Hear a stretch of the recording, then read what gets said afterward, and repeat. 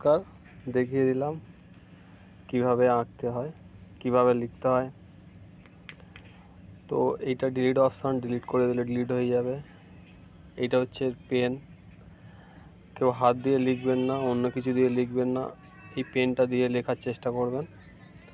এটা হচ্ছে off switch, of on, এটা অফ করে রাখবেন, যখন প্রয়োজন নেই লেখার সময় অন করে নেবেন।